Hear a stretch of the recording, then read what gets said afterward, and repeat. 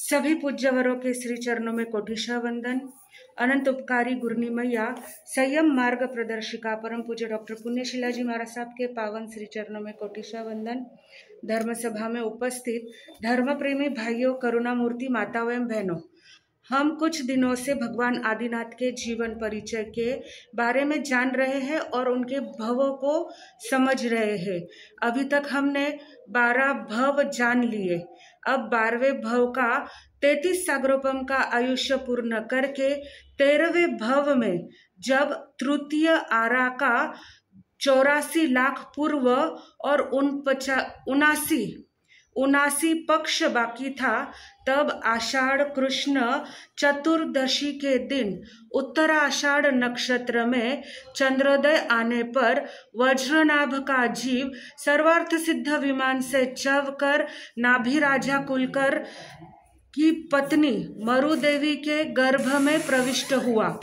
उसी समय मुहूर्त भर के लिए प्राणी मात्र के दुख का उच्छेद हुआ, यानी दुख से राहत कुछ देर के लिए प्राणी मात्रों को प्राप्त होती है। उसी रात्रि में प्रसाद में पुण्य शैया पर सोए हुए मरुदेवी माता 14 महास्वप्न देखे। स्वप्न देखकर माता जागृत हुई और अपने देखे हुए स्वप्न का वर्णन जाकर सब नाभि राजा को सुनाया। प्रत्युत्तर में नाभि राजा ने कहा कि मुझे ऐसे प्रतीत हो रहा है कि अपने घर में, अपने राजमहल में एक उत्तम कुलकर पुत्र का जन्म होगा। आप एक उत्तम कुलकर पुत्र को जन्म दोगी। उसी समय इंद्र का आसन कंपायमान होता है और इंद्र ने उपयोग लगाकर सभी इंद्रों को एकत्रित होकर स्वप्न का अर्थ कहने के लिए नाभि राजा मरुदेवी माता के भवन में कक्ष में पहुंच जाते हैं और वहां जाकर इंद्र कहते हैं कि आपने सोचा कि केवल एक उत्तम कुलकर पुत्र का जन्म होगा, यह धारणा अनुचित है।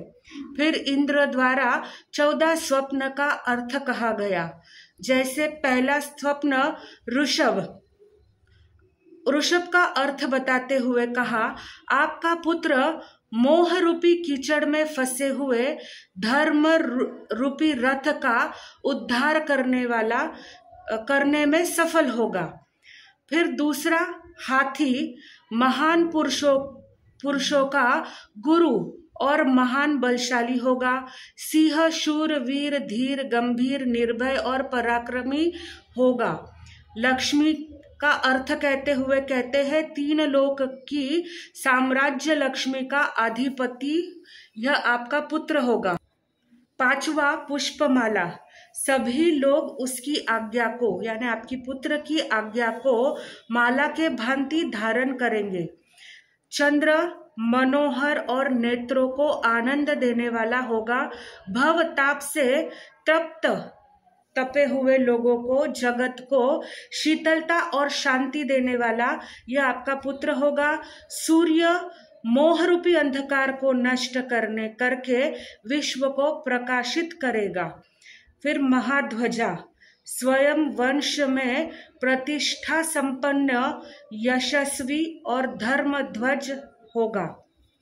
कुंभ सभी प्रकार की विशेषताओं से परिपूर्ण होगा।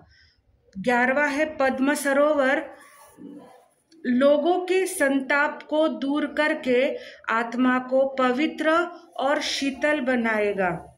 11वां समुद्र अजेय तथा समुद्र के समान गंभीर होगा। 12वां स्वप्न है देव विमान, वैमानिक देव भी इस बालक की सेवा करेंगे। रत्न राशि, इस बालक का आत्मा समस्त गुण रत्नों की खान होगा। और अंतिम 14वां स्वप्न है निर्धूम अग्नि, यह अग्नि का अर्थ है महान तेजस्वी ओजस्वी, यह आपका बालक होगा। इस प्रकार यह बालक मात्र कुलकर नहीं, लेकिन महाप्रभावशाली धर्म ध्वजा को फैलाने वाला यह आपका पुत्र बनेगा। इस प्रकार 13वें भव का अर्थ हमने अभी जाना है, समझा है। अब इस 13वें भव के ऊपर आज के 3 सवाल। पहला सवाल, वज्रनाभ का जीव कहाँ से, किसके यहाँ, किसके गर्भ में, कब प्रविष्ट हुआ। ध्यान से सवाल सुनना है।